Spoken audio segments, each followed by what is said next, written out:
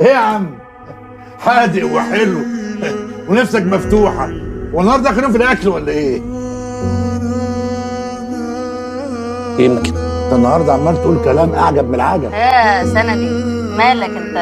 نويت تموت فجأة ولا ايه؟ ما تروق كده. محدش بيموت فجأة يا جيجي، كل واحد ليه ميعاد. لو ربنا بيديله الفرصة انه يعرف الميعاد ده لازم يستغلها صح. لازم يحمد ربنا على النعمة اللي هو كان مديها،